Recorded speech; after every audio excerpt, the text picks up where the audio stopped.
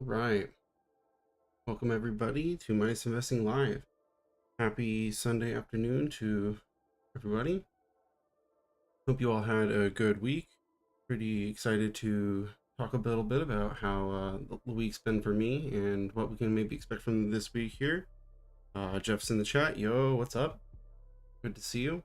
As you can see here on the chart with the performance for my portfolio for the last week or two, obviously I've been kind of underperforming the market for quite some time this year, but I was definitely also starting to underperform the small caps while they were actually making a bit of a comeback. But this week, my portfolio decided to wake up finally a little bit. It's definitely been a little bit of back and forth, but I do think some of the companies that were causing me underperformance are definitely starting to perhaps reach their trough. But maybe that's hopeful thinking at the same time. But we'll see about that. Also made some pretty significant moves in my portfolio, uh, making a pretty significant drop in the sizing of one of my major positions, that being Meta. I've had that would being one of my kind of top two or top three positions for quite some time, but it finally got a pretty major cut. I still have it in the portfolio, but now it's down to less than 2%, like 1.5% or something like that. I seem to be getting some minor notifications from YouTube about the streaming quality, so people let me know if they do think that there's issues there. It does look okay on my end, but at the same time I get messages every once in a while that seem to be superfluous. Well, congrats on the profit taking. Does the tall red on VU mean you've got the largest available slot for it? Yes, that does basically what that means. I was going to get into that here in a minute. Streaming quality seems to be good. Yeah, see, the fact that your comment came in relatively fast kind of makes me immediately doubt that message. It's like, on one hand, they kind of send the messages, I think, the moment they have like even a small blip in the signal. But if you recover quickly, then it kind of ends up being for no reason. But yeah, I also made significant adjustments over the last week or two to my allocation system for my portfolio. So I was definitely going to get into some of that. I think I mentioned it a little bit last week, but I don't think I really got into the specifics of what I was doing for it. But I was going to kind of describe the changes that I made in that, because yeah, I significantly changed the way I have my targeting system. So that's partially why, yeah, you can see a huge slot here. But I was also going to comment that that is a little bit misleading, because that maybe that would indicate that I'm like super bullish on VU in particular, which I'm not necessarily. It should be understood that with my allocation system as it currently is, VU kind of ends up being a placeholder after the fact. What I do is I first start by deciding how much cash I need in the portfolio, and then after that decide how much of an allocation each individual valuation for an individual company gets. And then for the strategies that are not specifically about individual companies, certain macro strategies or hedging strategies that I engage in, or the acquisition targets, those have a slightly different system for targeting, but they also then have their own individual targeting size. And then after all of that's left over, we add it all up, and whatever's left over then gets allocated to VU. But obviously I'm not necessarily going to jump right in and target 25 and actually fill in 25% of VU. In fact, the amount that it's currently at right now is probably really the most you'll see allocated to that, at least for the short term, because this is also related to somewhat of a willingness to time in and out of VU depending on whether or not I have other companies available to me. So the point is, if I'm going to allocate a certain amount of money to an ETF in place of other companies that I'd rather not buy at this moment, that means when I do buy something, I might have to sell some of that ETF in order to then keep the allocations the way I want. So the point is we're kind of accepting that we might be taking profits or losses off of that at any given juncture. And I'm not the type of person that wants to just allocate all of the rest of my portfolio to an ETF like some people might. Like I said, I hold still cash. Got it. Cash, but slightly more productive. Basically, yeah, it's like I'm effectively trying to not hold as much cash. We're still going to have cash on hand, but we got to have more equity exposure in the portfolio. Anybody who's been watching my lives, as you certainly have, would see that basically week in, week out, month in, month out, whatever it says that my target is for cash, I've generally been way over that limit, as I still am, as you can see here. So yeah, it's just one of those things where against even my calculated judgments, I have been deciding to hold more and more cash, and that's been hurting my portfolio. I mean, you can scroll back down to the returns and see my underperformance over the last start of this year, and really even the end of last year. And well, hey, maybe if I had been further allocated to stocks all that time, we wouldn't have had as much of an issue there. um is cash in a money market like VR Max, HISA, or just IRL cash? This right here is actually IRL cash. If you'll also notice, some of the macro exposures that I have are to bond ETFs, specifically OBIL, UTWY, STIP, and did I miss it? There's a third one somewhere. Did I miss it? Oh, I think maybe I have a color off on one of them, but yeah, I have the specifically, I have the 1 year, the 3 year, and the 30 year benchmark series for the bond ETFs, which I've been buying in small amounts of them. So I technically do have some bond exposure as well, but not money markets. I like to have actual cash. If my brokerage pays me an interest rate on that cash, that's one thing, but I don't really like to differentiate something that I might actually still have to sell against that. Certain money markets I'm in favor of, but it really kind of depends on which brokerage I'm in, because technically I have my portfolio split across 3 different brokerages. So this is actually technically just straight cash, but some of it is interest yielding nonetheless. It kind of just depends on the specific location that it's at. So I also trimmed not just Meta, I also did make some trims to a few of the other companies in my portfolio, specifically Buckle. I made a pretty significant trim to, as well as a relatively small trim to Medical Properties Trust.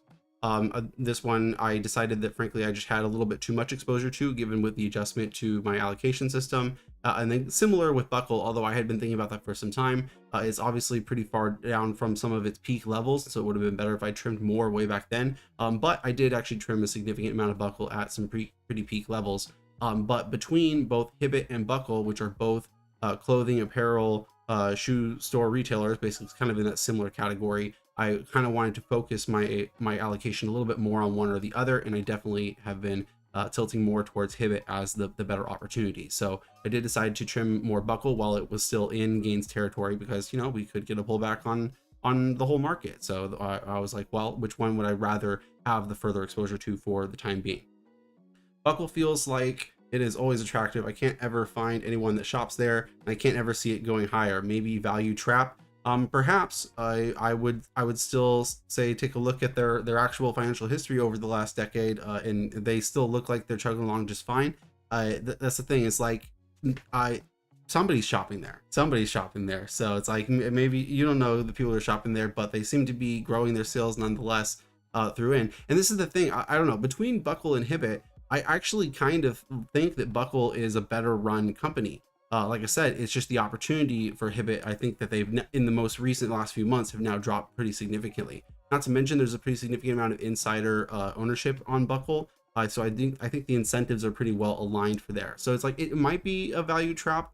I actually was running a few polls this week on a Facebook group that I'm a part of that does certain polls, and I was asking specifically about like certain retail habits in relation specifically to the shoe industry and the makeup industry, which was because I'm interested in taking a look at some other companies as well. Obviously Buckle doesn't quite fit into that mold, but I was going to comment that, like, for example, when it comes to shoes and makeups, there seems to be a relatively high preference still towards going towards in-person stores over shopping online. That may not be quite the same case for Buckle. I think people probably are more willing to buy more things online and do more returns, relatively speaking, to those other products. But like I said, I didn't do any specific polls on that. So it's possible that maybe is a little bit of a value trap, but at the same time, like I said, I don't know. It definitely looks like it's always traded cheap, but that it's also managed to just ride with that low multiple. It's like that's the thing about buying something with a low multiple, is that the multiple doesn't have to be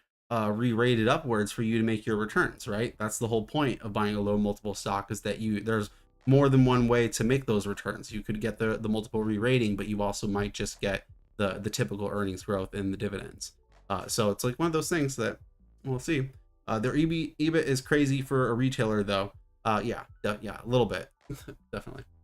So let's move on past this a little bit. Like I said, I changed the kind of allocation system, so I did want to kind of comment on that a little bit. Also on these kind of side charts over here, where I had shown disaggregation of my portfolio between specific asset types. Here it's broken down into common stock, ETF, cash and put options, which obviously make a very tiny slice there. But the strategy pie, which I had split up a little bit differently previously, I also changed. I split the macro pie, which was originally just one pie, into three separate pies, disaggregating it between short-term macro strategy, mid-term macro strategy, and a long-term macro strategy. So to kind of clarify specifically how I have that aligned, I have two value ETFs, specifically the Avantis domestic value ETF, as well as a developed international value ETF. Those I'm classifying as my long-term macro, because those are ones that I actually do think have a significant underrating over a long time. I can probably continue to buy those ETFs literally for multiple years, and I plan to hold it for such. And then the midterm category, I have those bond ETFs that I was just talking about, because my positioning in those ETFs does have to do with my beliefs about where we are in the macro cycle, where interest rates are likely to go, and therefore where I think bond prices are likely to go over the next few months to a year. So it's kind of like a 6 month to maybe 2 year kind of time frame that kind of classifies it as midterm in my thinking. And so the point is, I probably won't hold those bonds forever. They're, like I said, just to hold excess kind of liquidity in the kind of midterm, as well as to get higher yields off of them, because like I said, they are bond ETFs, and I expect to get some capital appreciation under certain conditions, like when interest rates drop, for example. Midterm. Hey, how's it going, Mr. Beast?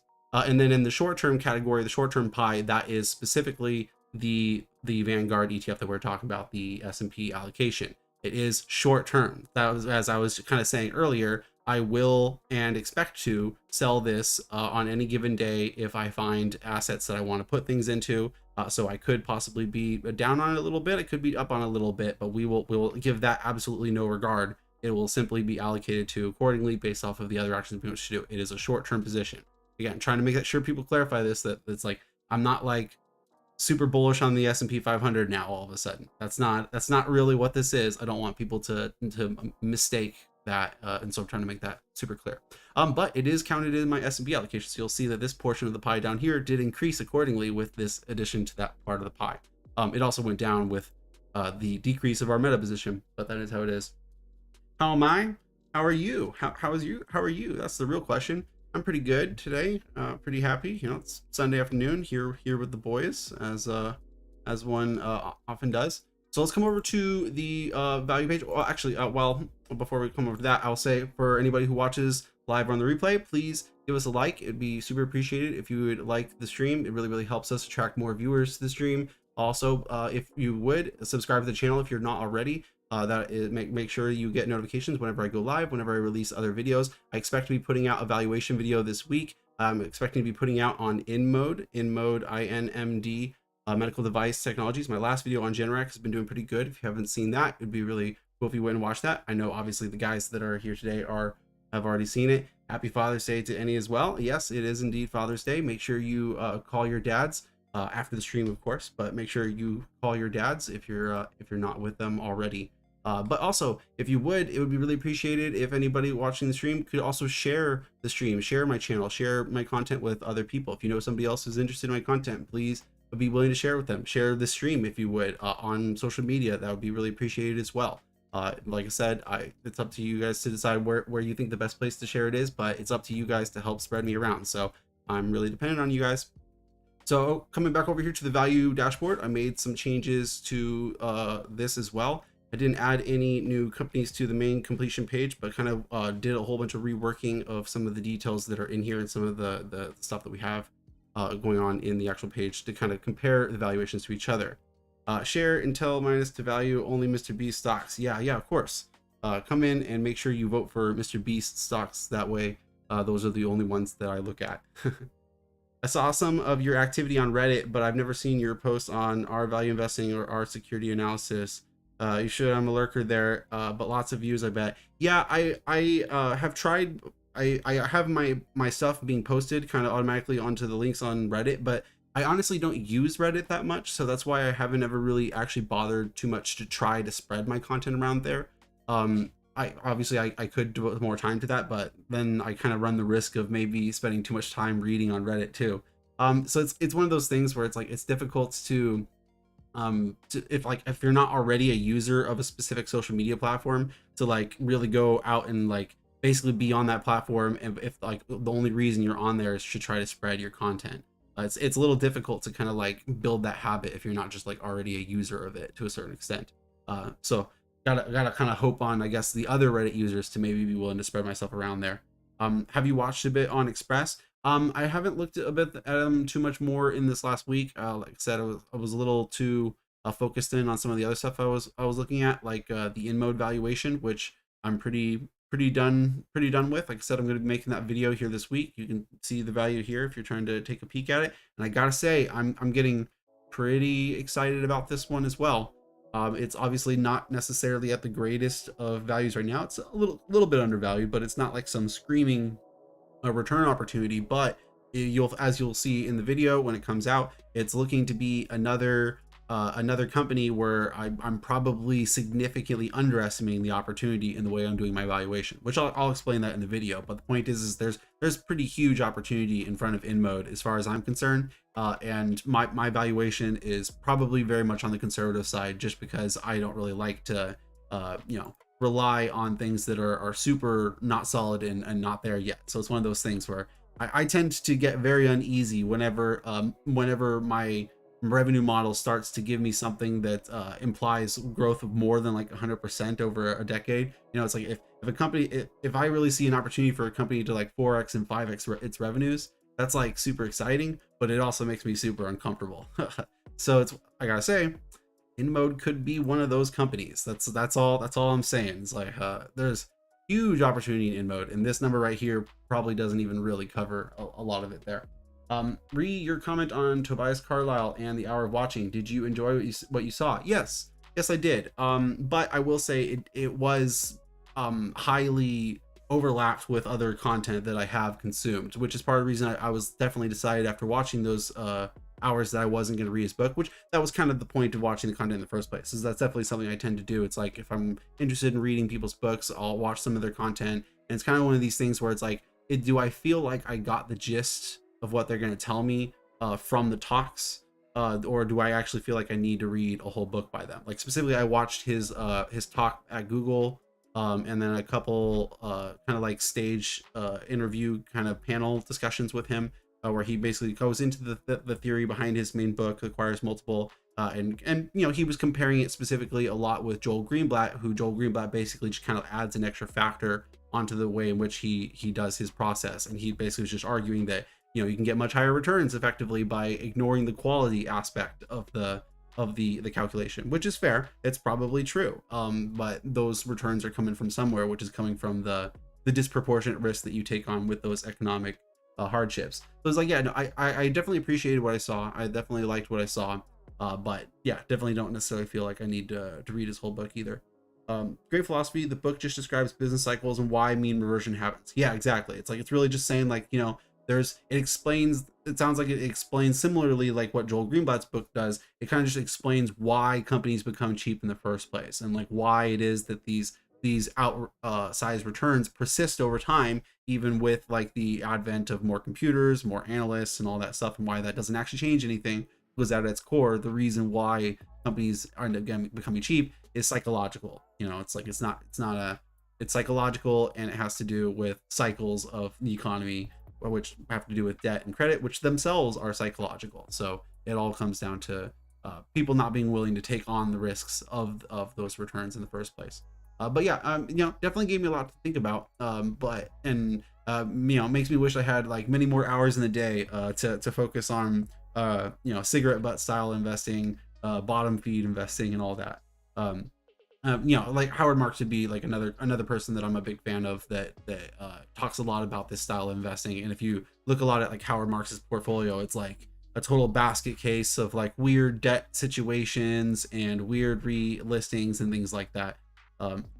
Re-INMD, I feel the same sense of, oh man, I effed up in my analysis somewhere when I see 120% annual returns calculated. Instantly lose the confidence in my model. Yeah, basically, that's kind of what I'm talking about. And I mean, 120% annualized, man, that definitely sounds like that's maybe a lot. But I mean, like I said, I don't know what time, if it's not a huge time horizon, then maybe, or I don't know. I'd be curious to see what assumptions you got on that. Like I said, I see huge opportunity, but it's definitely one of these things where you kind of have to sit back and try to think about where the scale goes in front of it. In my model, like for example, one of the things that I try to pull up is a list, like kind of comparing the total amount of exposure that I'm projecting that they might get over a 10-year period to the amount of physicians that actually exist in the United States and globally, and how much that might grow over time, and like trying to think of that as like a way to gauge potential market share for them. Some of the assumptions I saw definitely seemed like it was going to be pushing the quote unquote market share limits to some pretty high levels. But if their products, if their machinery is incredibly competitive, is incredibly quality, and doesn't necessarily see a huge amount of competition that can actually like stand up to it, then it's possible that they might actually get that type of market share. That's the thing, is like it's hard to gauge what market share a company can get to in an industry if you're without too much like further insight into it from a similar industry like that, because some industries like 1 to 2% market share is considered a lot, and in some industries 10% market share is considered middling. So it's like it's one of these things where it's really really difficult to say. It's like how many, what percentage of all the physicians in the United States can actually have InMode products in their rooms. I don't know, but it's kind of like that's one of the things I'm trying to think about, is kind of like my way of like limiting the upside, is like thinking about like, okay, there's really is a limit to like how many people would be able to have their products, but at the same time there are companies like MDT that really do have their products like all over the place and in basically every hospital. So that's where I'd say it becomes pretty hard to say when it comes to medical technology in particular. But that's part of the reason I think I like medical technology, is because I think there is a lot of opportunity in that space. So what was the last one? I think the only concerns with InMode for me were regional / macro risks, and I think it may not have had a competitive advantage when I looked at over the months. What was it? I think it may not have had a competitive advantage when I looked at over the months. I'm not 100% sure I understand that last bit. But I will say on the regional macro risks, I did spend a decent amount of time looking into some of my concerns related to that too, and also just other concerns I've heard people mention on that front. Specifically, a lot of people are concerned about the fact that it is an Israeli company, and so they have a little bit of a different filing structure, being a foreign listing where they don't necessarily have to report things quite to the same level as all normal US companies. And some people are skeptical of investing in foreign companies to begin with, just because of different accounting standards. Now, one thing I will point out is that InMode is not an ADR or an ADS. They're actually a direct foreign listing in America. So there isn't an InMode share in Israel. It's specifically just the Israeli company has their equity shares in the United States. And I think that that kind of changes the system a little bit, in my opinion, because it means that there isn't effectively like equity in Israel that you're kind of reliant on for that. And so, in my opinion, the people who actually own the shares of InMode, that equity is beholden to U.S. rules, in my opinion, kind of far more than they are to Israeli rules, at least in terms of if they want to have that equity value. Obviously, the assets and the business itself is still in Israel. So if there was some sort of like a political dispute between the two countries or something like that, and like maybe they have like different financing, or not finance, different financial reporting standards, rulings or something like that, and they can't find some common ground between that, I think InMode in many ways would be more incentivized to kowtow to American rules than they would specifically to kind of the Israeli rules. They do kind of have to play by both balls, and I don't actually expect any issues in particular. But then back this up with the fact that there's a significant amount of insider holdings. The executive team has a huge amount of these InMode shares. So that means to me that basically the executive team is dependent on their wealth for the American legal system. The American legal system is like a key aspect to the wealth that they have.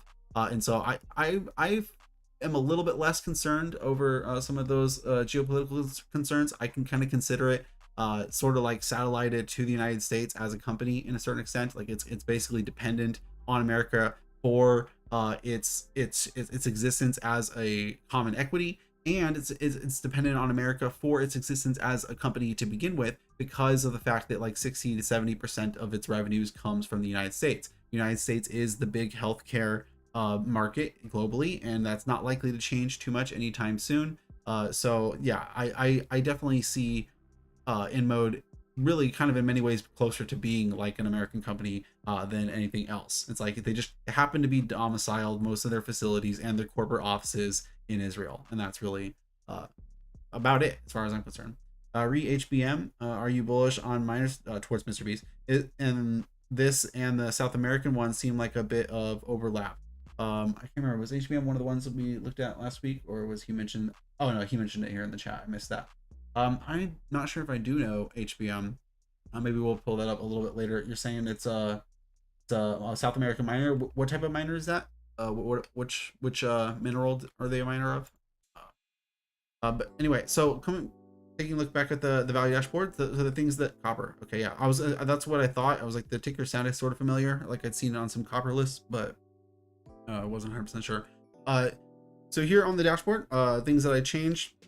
You can see we got rid of a few pieces of information that we had coming in to kind of change into which pieces of information were being imported. And also I had some of the imported data what was not working for quite some time, and I kind of just been letting it sit there for a while. So what we added is we added imported information about the current short percentage of float, as well as the current short ratio, so that we can kind of have a good comparison of companies that are highly shorted at this time. For example, Hibbett is pretty highly shorted.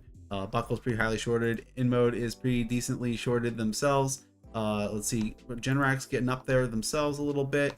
ATKR is up in double digits as well. We got Turtle Beach in double digits, SMCI in double digits. So yeah, lots of companies getting highly shorted. And by the way, I mean, I feel like I got to call attention to Supermicro Computers. Mr. Beast, I know you've gotten burned a few times on some shorts, but let me say, maybe SMCI is going to turn into the short opportunity at some point. It might be a little bit too early for that now. I don't know. You kind of have to wait until the tide has solidly changed, I think. But I mean, considering it is the most overvalued company in my dashboard, and not by a small margin, it is way overvalued at $230 per share, and I think it's you know on the upper end of things, maybe it's like worth $80 to $90. That's probably where the upper quartile value was for me, or something like that. I can't remember exactly where it was, but it's probably maybe like $10 to $20 higher than that for the upper quartile value. So it's like, even if I'm significantly wrong at this on this valuation, I can't necessarily see it as being worth too much more than 100, really. Like, even if I'm significantly wrong. So that, I look at this as a way overvalued stock. It's starting to come down in pretty large chunks by the day. It's highly shorted already, and it's been coming down in pretty high volume levels as well. I will say though, it's already starting to get maybe a little bit oversold in terms of some RSI, and it hasn't really crossed over some major technical points. So who knows if it's really a short yet? But once the market decides that SMCI is done, I think it's probably going to crater really hard. So maybe you can hop on the train for that one once it feels like it's really confirmed or something. But I'll say I'm not doing it. So this isn't financial advice and all that jazz. This is me.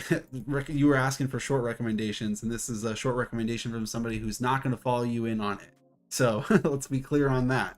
Like, as I've said, it's like, if I'm going to short anything, it's probably going to be ETFs, so that it's based around more of a macro theory, not necessarily around a specific individual company. I'm not super confident in my ability to pick tops like that yet. Maybe at some point I'll do shorting of individual companies, but that ain't me. I had gain on most of my shorts. Only Nvidia and Apple go wrong. Yeah, but what was the dollar gain? Did the Nvidia and Apple ones outweigh the winners? That's the real question. I don't know. Maybe you killed it on your shorts overall, but it's like, obviously all it takes is one bad short to wipe out a lot of good effort. Though that's true of longs, admittedly, as well. But yeah, so I've definitely been keeping an eye on that, obviously, since it is by far and away the most overvalued company in my dashboard. But I've noticed in the last week, it's like, it definitely feels like the tide is starting to turn in the market on that one. So it's like, let's see what happens with that. And close to Nvidia on 20% loss, and Apple still holding. Okay, interesting. But yeah, so like I said, I added the short information here, pretty useful. Unfortunately, it's importing still in kind of a text format. Kind of hard to get into like the specifics of how annoying spreadsheets can be sometimes, but it's importing in like a text format, unfortunately. and I kind of have to go to a little bit of annoying lengths of splitting the short ratio into a separate column and fixing it that way. But the reason why that's annoying is that I can't just like sort it by highest to lowest and get the highest at the top. It kind of sorts it automatically in a text format, so you kind of have to look to the center to find the biggest ones. But hopefully I'll fix that at some point here and maybe the next few days or something like that. Then I also have the trailing 12 months EPS, which we kind of already had, but now I also have the imported forward expected EPS. This is the consensus forward EPS estimate for the following year, as well as we had the trailing PE, obviously with the trailing EPS already, but now we also have the forward PE to go along with the forward EPS estimate. And then I also included insider transactions change over the last 6 months, so we can see how the holdings have changed over the last 6 months, as well as the report date, which I did have the report date before, but that was one of the columns that was basically no longer working. It stopped importing correctly, and I never fixed it. Scott, do you like the divvy yield theory, the return to mean sheet looking fire? Maybe Nvidia a bit more loss. Yeah, maybe Nvidia will be a bit more loss. In terms of what we were discussing before about maybe you selling out of the growth ETF and shifting to dividend ETFs, I definitely agree with kind of the general theory we've been talking about over the last few weeks, that I do think dividend ETFs have been kind of ignored a little bit over the last probably year or so. They've been kind of getting a little bit more and more less attention, less positive sentiment focused on them because of the fact that there's higher yielding instruments like bond ETFs or money market funds or just directly buying bonds and things like that. So people have shifted in the search for short-term yield to kind of focusing on that. So yes, I do still kind of generally hold with the theory that if rates are going to drop over the next year or two, which I definitely think that it might take 2, 3, 4 years maybe before we really get significant yield droppage. But the point is I could be wrong about that, and so we still could be possibly getting to that point at this point. Whenever that point occurs, the point is, yes, I do think dividend ETFs will start to become more attractive. People will start to flood into them, which does mean that the dividend yield on those ETFs will start to go down. But if you've already got your basis on those prices, then yes, you'll probably experience outsized growth on the appreciation of those ETFs relative to the growth ETFs.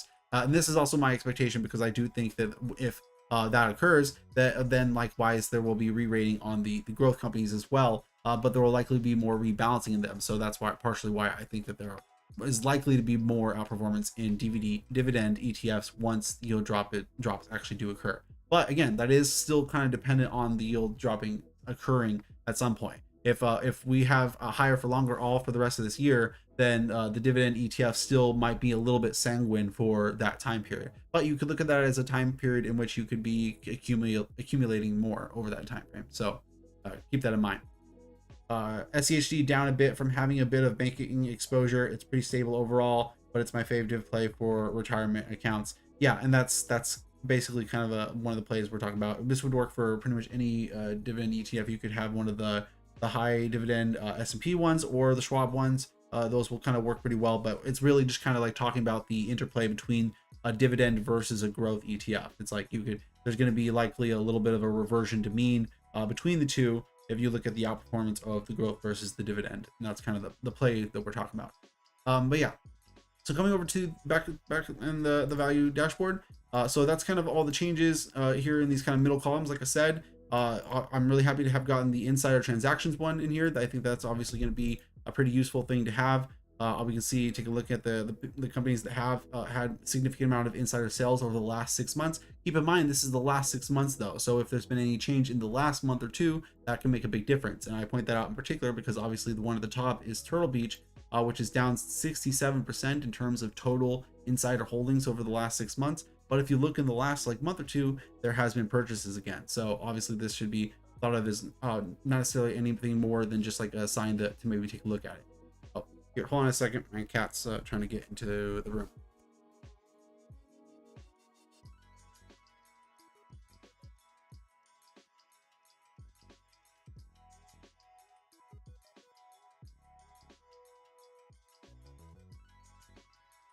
Okay, sorry about that.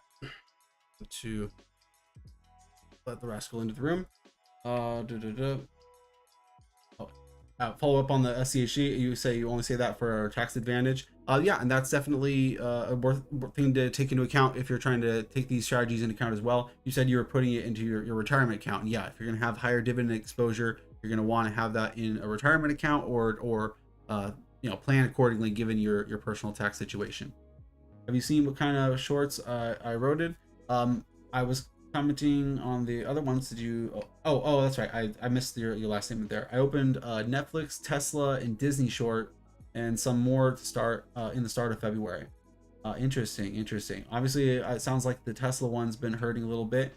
Disney one, I think, is probably doing all right. I haven't paid super close attention to Disney, but I think that one's probably still doing all right. And I haven't looked at Netflix necessarily too much in the last few months. So, they've been up pretty well, or at least I'm pretty sure that's the case based off of some other YouTubers' comments.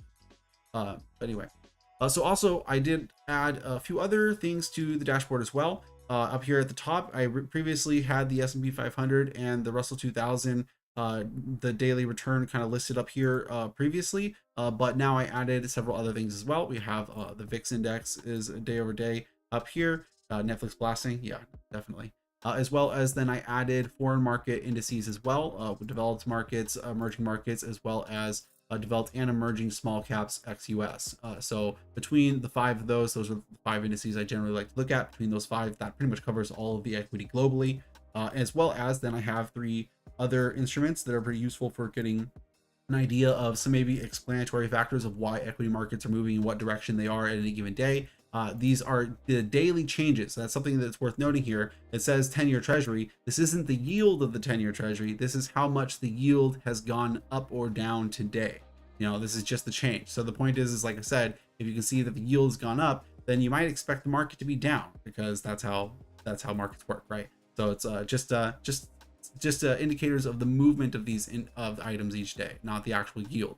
But then there's also the dollar index. So if the dollar is up, that often can mean the markets can possibly be down. Not necessarily, but that's a likely indicator. And then also we have WTI oil movements as well, which that can kind of depend both directions depending on the circumstance. But the point is, I wanted to have some general market indicators up here to kind of like maybe explain what's going on in the general market, not just as well as the companies that are in the dashboard itself.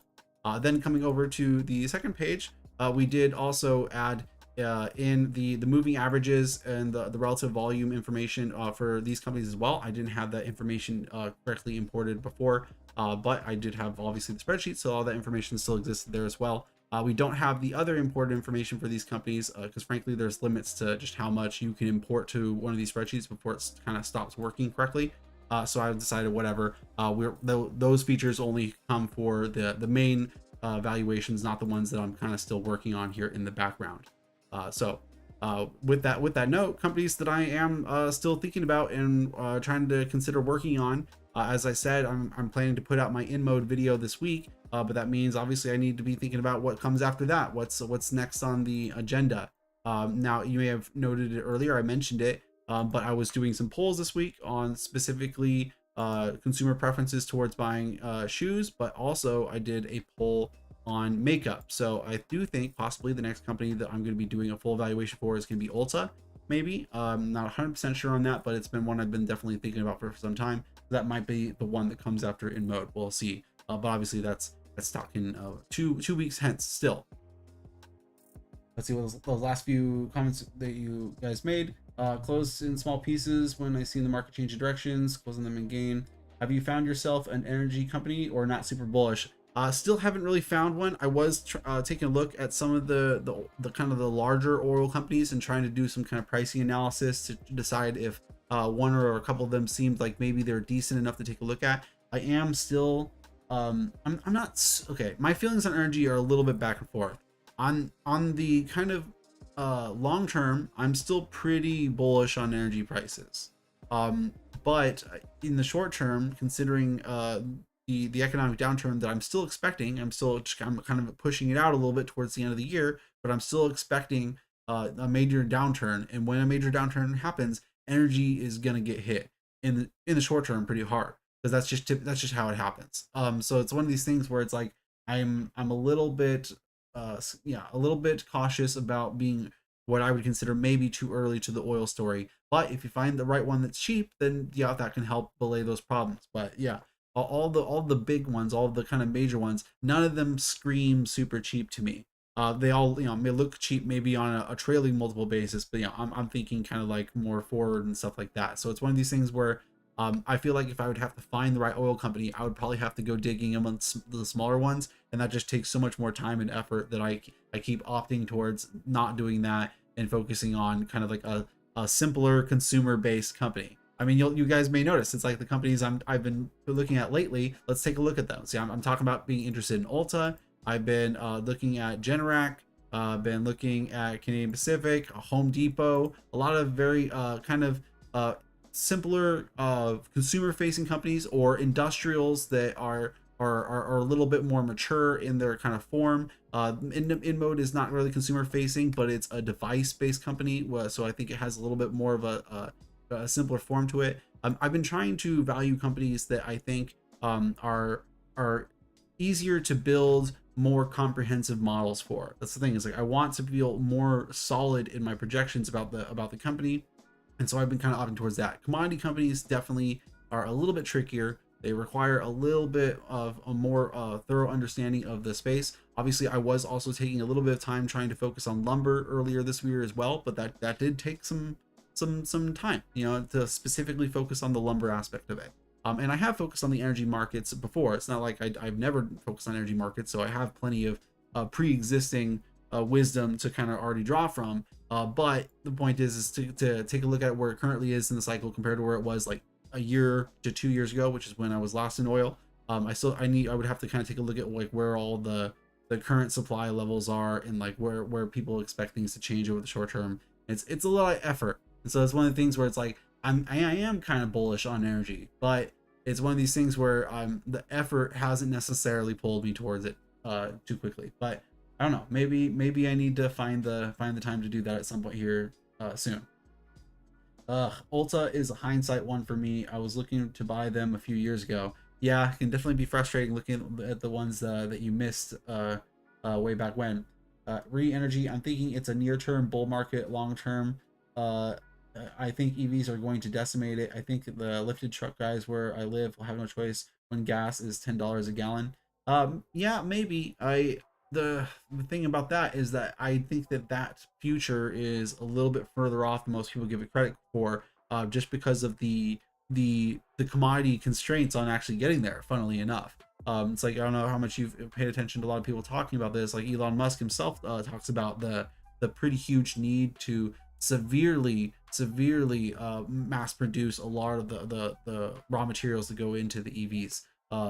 Copper, nickel, zinc, molybdenum, a lot of the other core natural resources we don't have a very strong sourcing for, or they're in really bad locations, or the volumes of them just aren't in high levels of it. So it's one of the things where it's like I think we need a whole lot more mining before we're actually going to get to the EV future that people want. And you know what mining needs?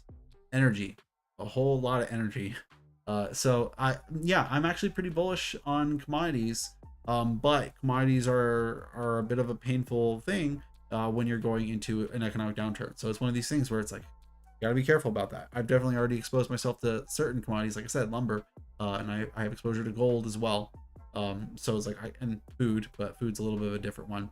But energy is tricky, and yeah, in the long term, oil probably will be $10 a gallon, but I'm not sure that that's happening in the next 50 years.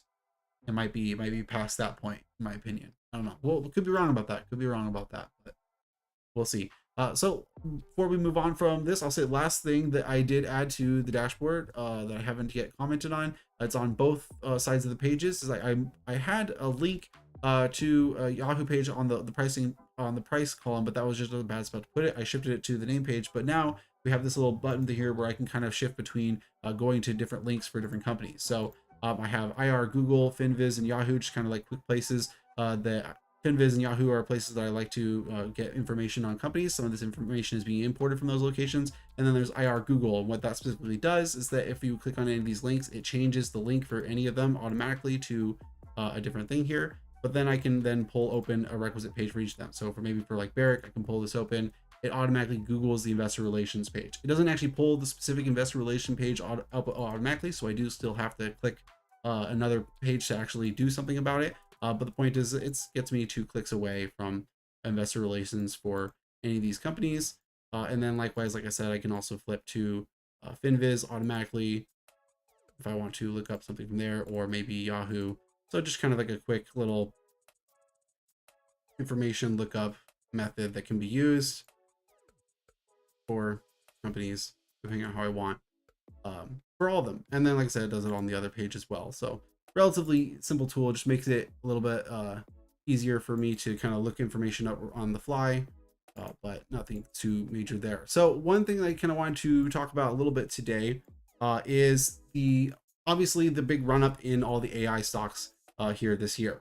It's obviously kind of was what I titled the episode after, the Big Market Delusion. Now, the people who coined the phrase is Aswath Damodaran and one of his colleagues that wrote a paper called the Big Market Delusion. And so it's something that we specifically kind of wanted to talk about is kind of everyone seems to be, slowly but surely slightly getting bought into the AI hype. And while I do think that there is a major technological shift that's likely to be expected from the new advancements in AI technology that we've experiencing, I do think everybody in the market is definitely getting a little bit ahead of themselves. So on here, I have 4 main indexes. Obviously, the blue is the S&P 500. You can see the S&P 500 is up almost 16 or about 16% so far this year, which is pretty impressive, not including dividends.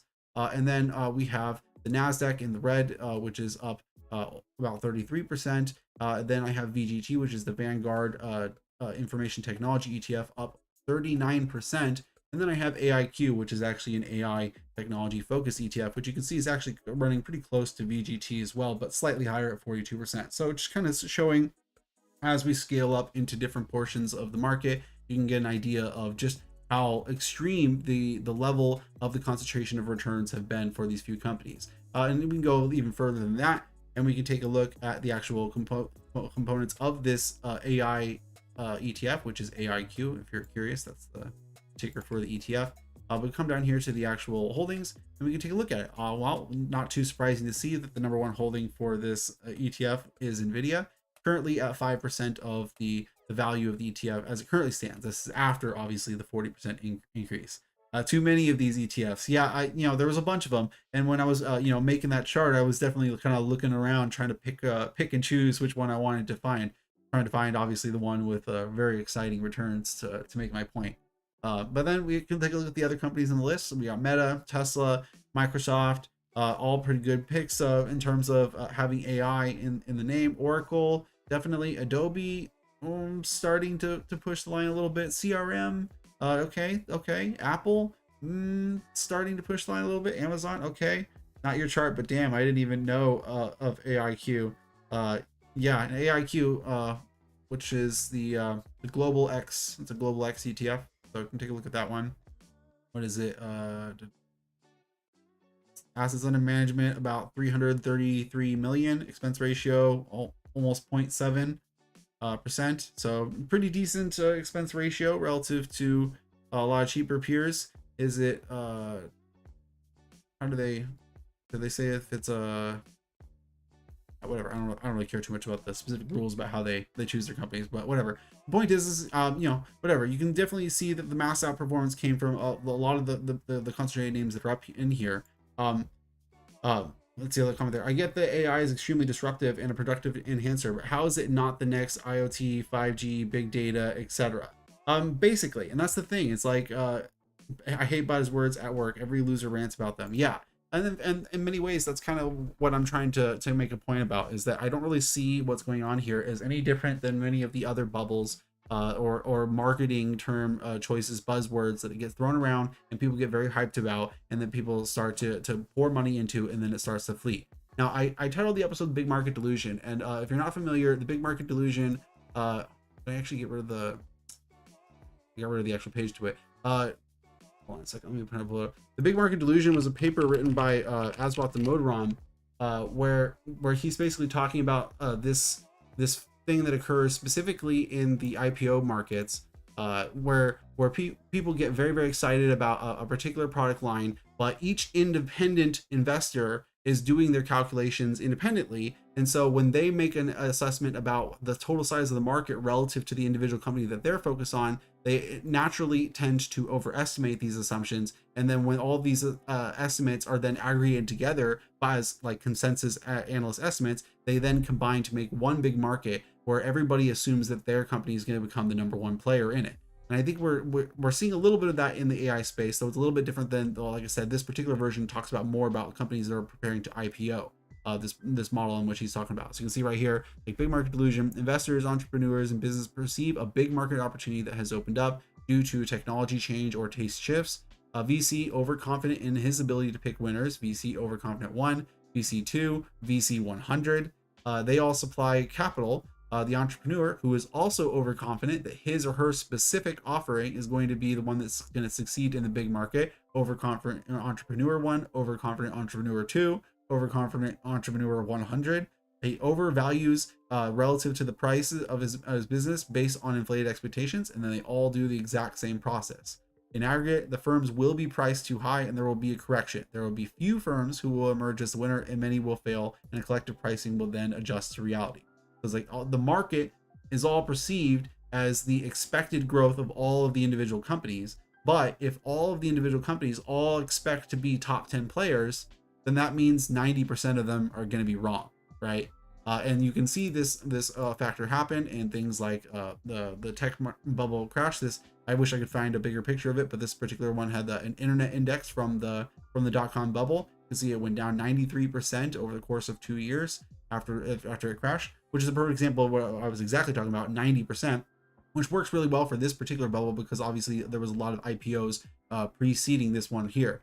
There was similar types of crashes in the cannabis space. These pictures came from his article, so that's why they're so tiny. My apologies about that. I wish I could give you big ones, but likewise in the cannabis space, they saw over a 50% decline, and it's only 50% in this particular place, partially just because a lot of the companies that are included in here have much larger market caps and actually have other businesses attached to them. For example, Anheuser-Busch, the Budweiser company, was actually involved in this ETF because of their equity holdings in cannabis companies. So you don't necessarily see as dramatic of a decline depending on the actual composite sales that already exist for the pre-existing companies. Which brings us back to this list, because obviously a lot of the companies on this list have pre-existing businesses. So it's not like all of these companies are going to drop 90%, but it does go to show that what percentage of this 40% markup can we perhaps expect to disappear.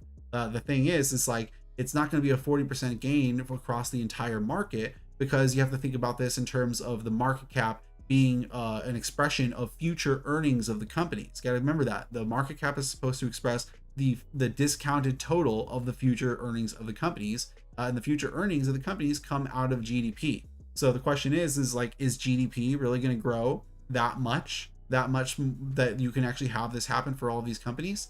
Again, companies like Nvidia reaching their $1 trillion market cap, and reaching their $1 trillion market cap, and Meta possibly going to be retaking that, and Tesla hopefully becoming some $2, $4, $10 trillion company according to ARK Invest and all of the rest of them. The question is all these companies going to become a larger portion of GDP?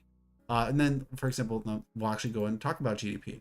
Bring you back over to here on the Federal Reserve Economic Data website, one of our favorite websites. Here we have gross domestic product. Gross domestic product, which is currently around 26.5 trillion in its total value, nominal terms, because nominal dollars is the dollars in which we price things. So nominal terms, that's what we can expect. Now I had it on a year-over-year change a second ago, which we'll go back to that image now that you can see what the nominal value was. And then backdropped against that, I have the 10-year treasury, and I'll explain sort of why I have that. It's because we're trying to make an estimate of like, how much do we expect GDP to actually grow over the next decade. If the sales of all these AI companies is going to come out of the growth of the economy, then the question is AI going to make the GDP actually grow at some super accelerated rate? So if we're at 26.5 trillion now, and you can see that the 10-year treasury is pretty significantly correlated with the growth rate of the economy. There's a lot of ebb and flow around it, and a lot of people tend to be very confused by that, and the reason why is because the 10-year interest rate is an expected measure of expected inflation within the economy, as well as an expected level of growth that is commensurate with the measure of risk within that economy, which means it's going to be correlated with the expected inflation of the economy plus a measure of that growth of the economy. So the 10-year treasury and the 10-year expected growth of GDP over a long enough period of time are going to be highly correlated. So if the 10-year treasury is currently hovering at around 3.5%, then it's probably unreasonable to assume that GDP is going to grow in nominal terms more than 3.5% over a crazy period of time. It's currently up closer to the 7% range, and even maybe I'm highly wrong, and it actually does go up to 7% range. But we'll take a look at the differences there. So if I did some math here, like I said, 26.5 trillion. If we multiply by 3.5% per year at a rate of per year, and then multiply that by 10 years, we end up at a GDP of about 37.4 trillion in 10 years. Subtract out the beginning 26.5 trillion, and we end up with growth of a little under 11 trillion. So that's the economic growth that in nominal terms the bond market effectively is pricing in and expecting over the next 10 years. This is where the whole AI boom is theoretically going to come from. The question is do we really think that that all those companies that we were just talking about are all going to be able to become multiple trillion-dollar companies to justify the price of the sales that they all have, if all of this economic growth has to go to all of the players of the economy? Because what portion of the sales are these companies going to be expected to get? Are the 10 companies going to be able to get all of those revenues? I'm going to have to say probably not. So like I said, I don't know exactly at what point this ends, but at some point or another, I would say maybe like one or two of those companies deserve the type of returns that they have, not the whole pile of them. Wait, what's it mean? I was eating. My man, you can't leave the stream every single time and then have me repeat it every time. There's this very nice rewind button that you can check out there. Yeah, happy Father's Day to the fathers in the chat. Keeping the economy going, birthing the next generation, and housing them and fixing housing stuff and all that. Like I said, make sure you call your dads after the stream if you haven't already. Wait, on the bonds thing only. Well, I was specifically talking about how the 10-year treasury rate is highly correlated with economic growth over the long run, and so it becomes hard to assume that the economy in nominal terms is going to grow more than 3.5% per year, because we're currently hovering at around 3.5% per year. Now this takes into account the current GDP levels. That doesn't take into account the recession. So when I say we're going 3.5% per year, that's pre-recession. So the recession might bring us down to a level where we can then grow afterwards at a rate of 5 to 7% nominally per year, which would put us in line with more what people are expecting. But it does mean that we would be still missing out on the losses there, because we would need the recession, the economic correction, to actually put us in line with those expectations. Hey, but with AI, shouldn't we look global? That is a fair concern. That is actually a very, very good point. You could definitely make the argument that this should be looked at more in global terms, especially. Could take a look at the global GDP and then maybe take like a market-based weighting for interest rates, or you could still use possibly just the U.S. interest rate because of the fact that they're the reserve currency. There's arguable ways to do this calculation, definitely. So certainly you bring up a fair point. But I would also point out that the vast majority of technological revenues still comes from the United States. So while that is going to be a factor, I don't think it's going to be necessarily a majority factor. It might be like some significant proportion of it, but hard to say what effect it's going to have. Because let's be honest, the United States is still going to be the environment in which people are going to flood capital in for those companies. This is still the environment where the rule of law exists for technological innovation. This is still the environment where capital is generally still flourishing. That might start to change a little bit over the decades, but if the AI revolution is happening this decade, then it matters where those circumstances are right now. So yes, I would agree that the global factor should be taken into account. I'm kind of looking at it domestically, partially just because it simplifies the presentation a little bit. I would have had to do a little bit more preparation ahead of time to to get some global numbers and taking into account. But yes, certainly you should try to think more in terms of global economic growth. That's definitely a better way to actually think about the whole thing. And if you could think about a global cost of capital, that would also be better as well. So let's shift away from the growth question itself, and let's ask the question, getting back to things we were talking about last week. It's like, where are we? Are we heading towards this recession, or are we soft landing in it? What's going on here? So let's pull up in employment, because that's really what it all hinges on at the end of the day. This is the real trick here. Now we're looking at the same number twice, but from two different versions of it. One is the absolute number in the blue, and then in the red is the year over year change in the values, and then it switched to the right, so you can, on the columns, you can look at it. So keep that in mind, because the 0 on the right is up here. I can't really change the chart to make it come down for some reason. It just feels like I need to look at it. And obviously 2020 is really skewing our view here. So to kind of like show a little bit of the perspective of what I'm trying to talk about, we're going to zoom the timeline backwards to before COVID, so it'll actually scale things up a little bit to make it easier to look at.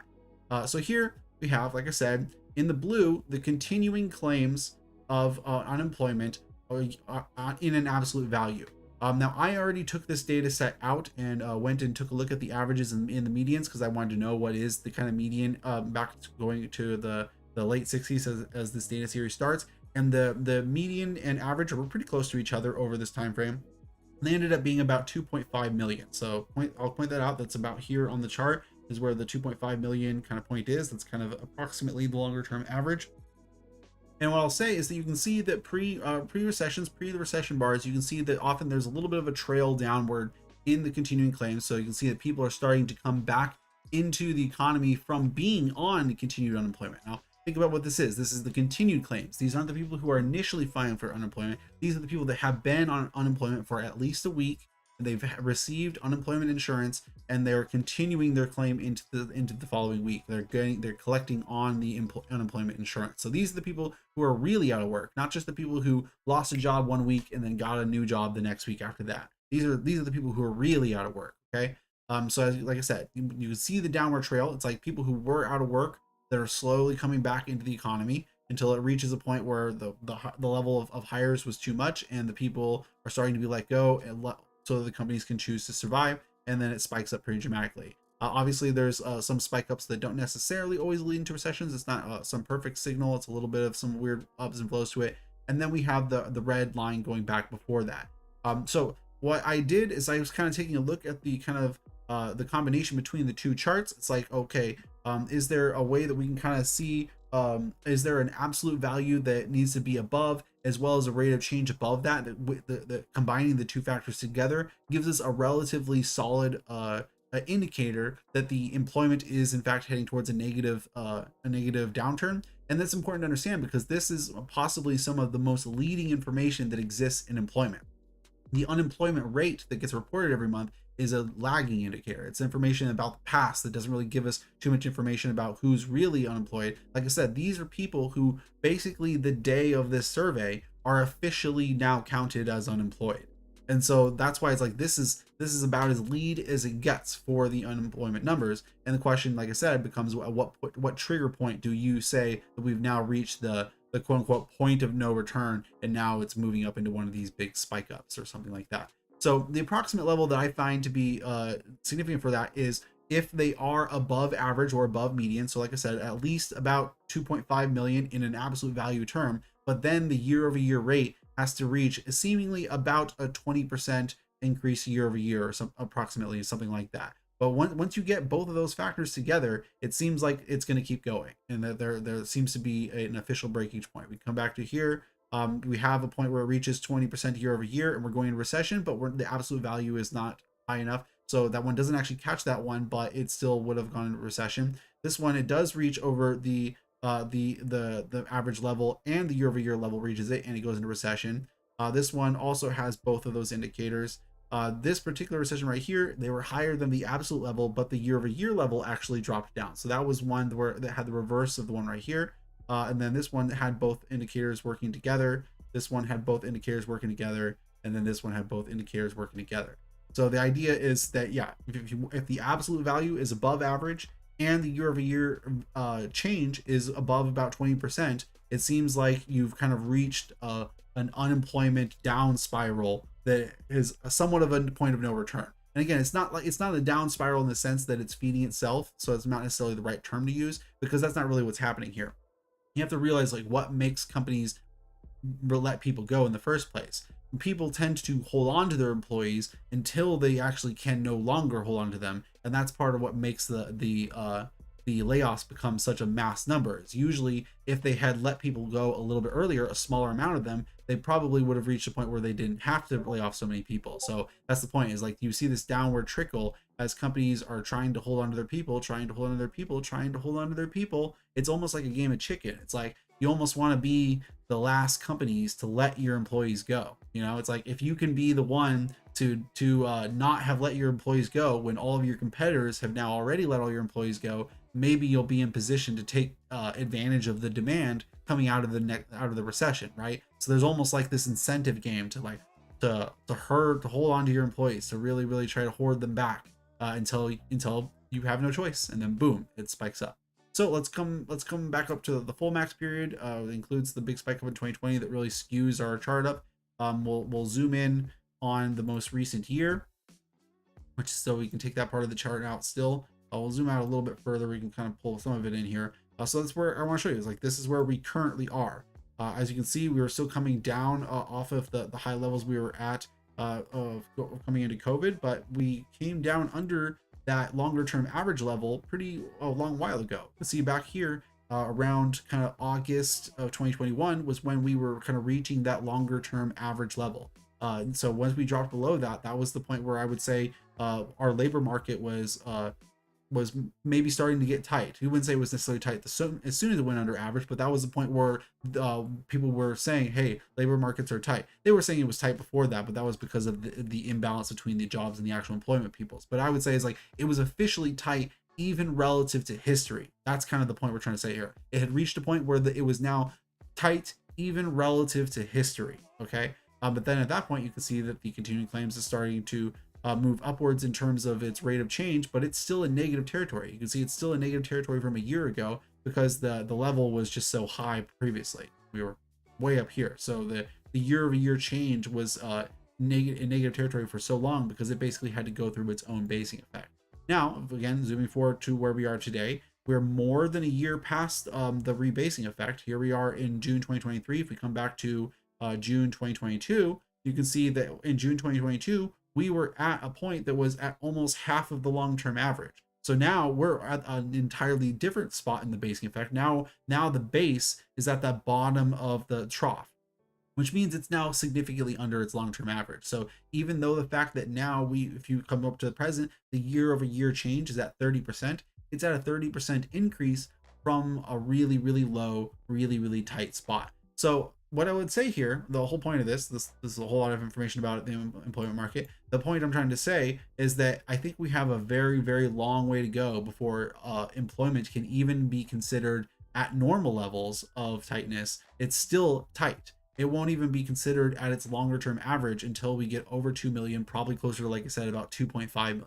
You could say maybe a little bit lower than that because that 2.5 million average still included the peak levels of recession timeframes.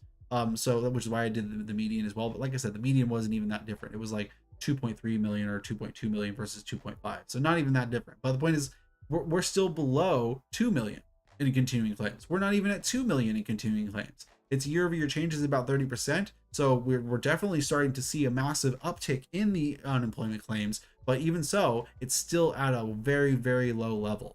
So until this starts to change, I would say that we can probably still expect to see the market continue to thrive, relatively speaking. It may not reach peak levels. It might continue to kind of do this back and forth movement because we still have interest rate movements. Inflation has cooled over the last couple of months, which is, by the way, what I predicted 2 to 3 months ago, is that we would experience 1 to 2 months of cooling in the summer, and then in the fall we would come back to hotter periods. So I'll point that out. I still expect next month to probably be a relatively cool number inflation wise as well. But then at that point, maybe like the September, well, not the September number, it was the July number, but we'll be receiving it in September. That's the point where I think inflation might start to pick up again.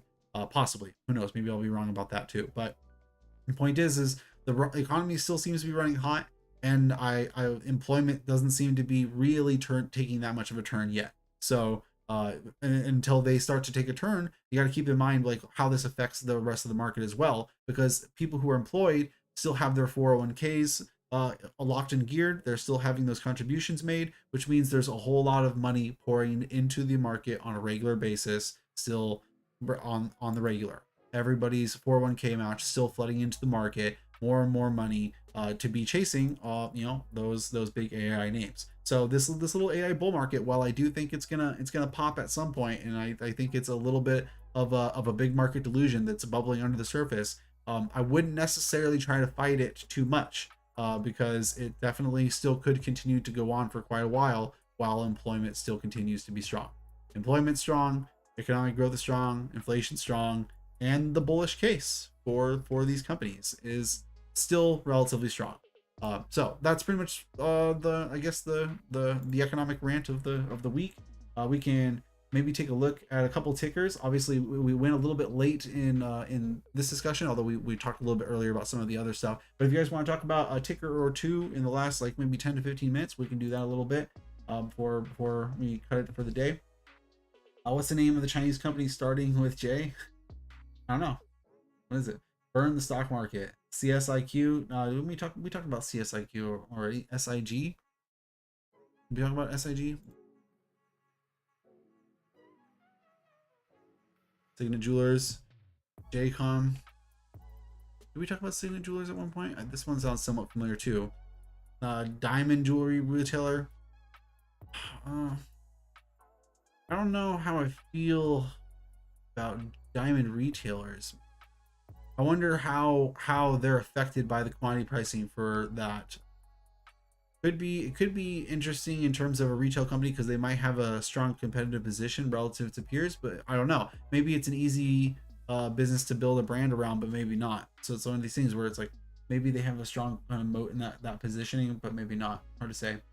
JCOM, what is another one? Let me take a look at that. Not JD, not JD.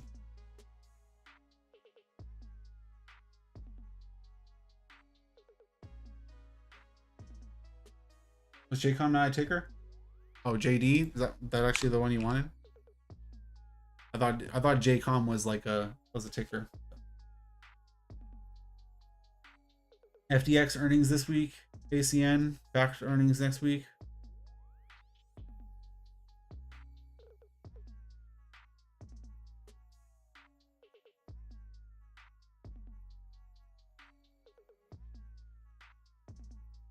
Let me see. I haven't looked at JD for some time.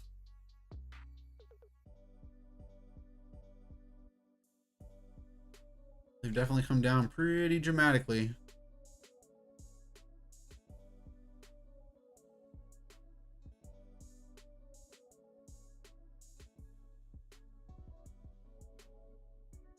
Yeah, so just like over the last 5 to 7 years, all the way down into mature company territory. Yeah, I mean, I've been super skeptical and pessimistic on China for quite some time now after being burned so hard on BABA. Although I mean that's not really why I'm pessimistic on it. It's like I sold out of BABA because I got pessimistic on China. And frankly, if I just stayed in, I probably could have made a decent amount of at least the decline back. But whatever. The point is at some point or another, some of the companies maybe become too cheap. But it also becomes a question of the disbursement of their revenues international versus actually at home in China too. That's the other question. They interesting bro. Tencent also, yeah. That kind of pulls into the same question where Tencent has a bit of a balance between their revenues domestically in China versus international. More bullish on the international businesses. Any pullback on Tesla? Who knows, man? I can't even begin to tell you what's going to happen with Tesla. They're part of the gang that we were talking about of companies that are probably getting way too ahead of their skids in terms of any assumptions about AI. Though admittedly, Tesla is at least one of the companies that does have a gigantic pile of data that might actually create some sort of useful AI something out of it. But theirs is obviously a very specific form of use case that they're going after. So that's its own specific discussion. But I'm not going to say when it's going to happen, but Tesla's probably going to get another pullback at some point later this year. Maybe when the market decides that we are going to have further rate hikes later in this year. After, like I said, maybe when those July inflation reports come out in September, then the market gets convinced that we actually are going to have a few more rate hikes, and then maybe some of these high PE growth names will come back down to earth a little bit more. But again, looking at JDs, like some of these companies are really priced in. What's their growth estimates down to these days? Yeah, so they're in single digit growth territory for this year, eking double digits next year, and then back to single digits. That's probably definitely part of the annoyance there. I mean, look at this. Look at that. Just, man, that's rough. That is rough. But yeah, I don't know. That's a huge decline in revenue growth rate for sure. But it's what you expect. Reversion to mean in terms of growth rates is what you would expect. So let's see. What was that other one you threw out there, Scott? ACM? I haven't looked at Accenture in a long time either. Never really been super enthusiastic about a lot of these types of companies, unfortunately, because I find it very difficult to judge the actual products and services that they provide for these types of companies a lot of times. But it is a popular name. We'll come back over to they've got single digit growth estimates for the next few years as well. A little bit stronger growth in terms of the EBIT, sustainable margin expectations. Where's their valuation at now?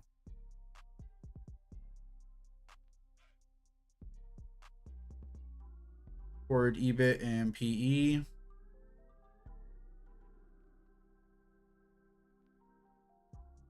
They have a pretty big pile of debt or something, because it's pretty interesting that their multiple is like so consistently higher like that. What's their, go over their financials. Thank you, sir. Seems very extended. Yeah, it's hard not to argue that the Tesla is extended, but you know, it's one of those companies that hard to fight. So I mean, if we're going back to their peak levels, if anybody who was buying at their peak levels and then bought every single volume weighted share since then, they just now became in the profit recently. So that means that there's a lot of people that will be wanting to stop holding that bag at some point here.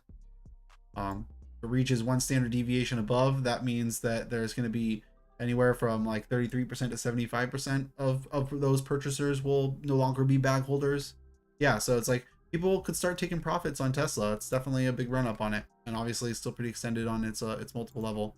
Coming back over to Accenture, I was kind of curious about the debt levels. Let's see, balance sheet, 6.2 in cash and securities. 2.4. Yeah, they don't even have that much debt. That's interesting. What's going on with that? Minority interest, is that what's going on with it? Maybe it's their minority interest is really large.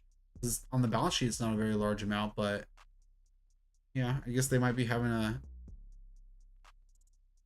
not that big of a chunk of their earnings though, so it's kind of,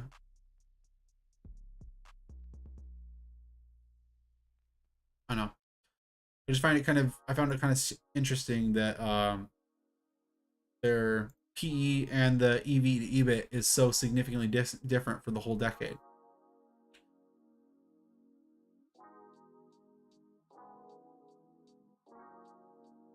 Oh, were they? Okay. Yeah, more cash than debt. Yeah, it's like they definitely don't have a whole lot of cash. They definitely don't. But that was kind of my first assumption when I see this type of pattern. So that's why I was like, what's going on there? Because usually the PE ratio and the EV to EBIT, like they're different. They trade differently over time, but they usually kind of intersect a bit over time. You know, there's usually a little bit of ebb and flow between the two. So seeing it so consistent like this, I was like, well, that's kind of interesting. But the difference between the two, obviously, is that you're adding cash and subtracting out debt onto the market value, and then you're adjusting for interest and taxes. So it's like it could be that just the tax is different, but even the tax difference, there's usually, like I said, a little bit of a little bit of an ebb and flow over time. So I just thought that was a little bit strange, but maybe it's nothing. Maybe it's just a factor of the service based type of revenues they have, maybe.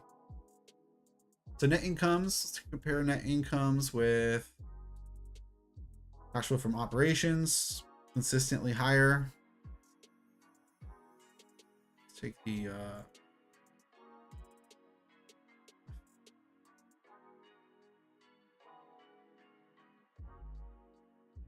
cash from investing.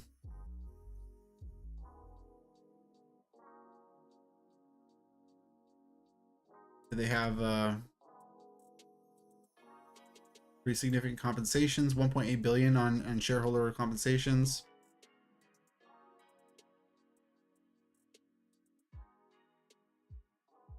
Yeah, so maybe subtract out about $1 billion and change from the free cash flow to sort of get a more normalized idea.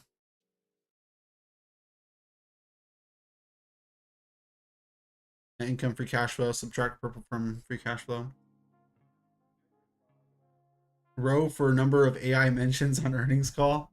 Yeah, yeah, maybe. You know what I should do? It's like this week. Maybe that'll be something I'll do for next week. Is I'll find how many mentions of AI in the earnings call for all the companies in this list, and then I'll do like a statistical analysis of their PE ratios and their price to sales ratios against it to see if we can determine a pricing formula for short-term pricing of companies based off of AI mentions. Probably can. Because you could do something. People did stuff like that with the AI stocks back in the day. You know, it was price per clicks was a metric that people were using. So price per AI mention, maybe price per AI mention. You could do that. It probably would work. That's the thing. Like, it's sad, but it probably would work because you know, algorithms be out there doing their thing. So that's what they do. Meta more expensive than Google. I seen a post about. I mean, it was getting pricey up there. It is on a trailing basis, yeah. And Meta's been expensive on a trailing basis for a while because it has depressed earnings from a year ago. But then it comes down to the question of where you think it's going to go over the next year, right? So Meta's currently trading at a 36 on trailing, but it's expecting to double its EPS over the next year because it has depressed earnings on the trailing too. So it's not like it's a double in terms of just natural growth. It's reversion of some of the high costs and then also some growth on it. So it's expected to go from a 36 PE to 19 on the forward, which means it's not actually gonna be a 19. Technically it's gonna be a little bit higher than that, but 35 to a 20 or something like that. But you know, so yeah, I mean, if we sort on forward P, sort on the forward P, most expensive companies in our dashboard, we've got Turtle Beach, Netflix, Corsair, Intel, Google, Meta. That's on the forward P. So we sort on the trailing, it becomes Amazon, Supermicro Computer, Netflix, Disney, Meta. So between those lists, the two that were in common was Netflix and Meta, I would point out. So maybe if you were just gonna short based off of just those two metrics alone and my dashboard, I mean, let's do it off of this too. So also, okay, most overvalued according to Midas is Supermicro Computer, Netflix, Darden, Turtle Beach, and Disney. Okay, so Netflix appears to be the real loser amongst those three. But now Disney and Turtle Beach seem to be showing up more than twice as well. So maybe Netflix is the peak short. Maybe, I don't know. Then of course we could also then try to take into account the short ratio as well. Turtle Beach is pretty up there. Supermicro Computer is pretty up there. Mr. Beast probably hard right now. Yeah, probably. Yeah, so I don't know. It's like Netflix, Supermicro Computer, Turtle Beach, Disney. Those all look like some decent shorts to me. Maybe, I don't know. Like I said, pretty risky some of those choices. But and then Meta, I wouldn't short Meta. I sold my Meta, so technically I did short Meta this week. If you think about it in terms like that, I like to think of it in terms of like that. It's like, you know, selling a stock is the same as shorting it. You should consider it the same way. So it's like, if you want to sell a company from your portfolio, you should almost take that perspective. It's like, would I short this? It's like, and likewise, if you want to short something, would I sell this? But it's obviously there's directional impacts in interest rates you have to take into account that affect those things, but sort of similar. So it's like, selling Meta shares, technically I did short Meta this week, but it was short with closing out at the same time because I was taking my profits. But seeing Netflix and Diz.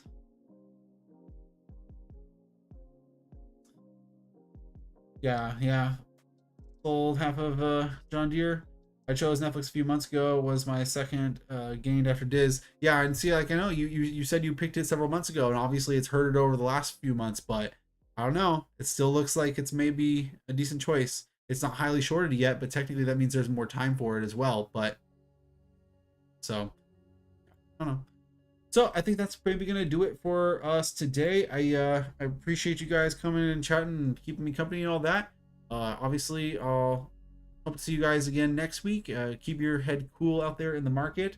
We'll see how this week goes. Obviously, we're not going to be having a market day here on Monday with it being a federal holiday. So obviously, don't get too excited here on Monday, but we'll see how the market opens on Tuesday. I'll catch you all again next week. Harvey DV, can I get a link to the Excel? Sorry, I don't share my my DCF templates with people for free. I am planning to create an accessible version of this value dashboard, which will be subscribable for people at some point in the near future. So that'll be something that you might be able to get your hands on at some point in the near future, but not at this time. All right, I'll catch you all again next time. Thank you. Please like the stream on your way out. If you are watching live on the replay, please share with anybody that you know out there that would like my content. Share this stream on social media. Like the stream, subscribe if you're not already. I'll catch you all again next time. Bye.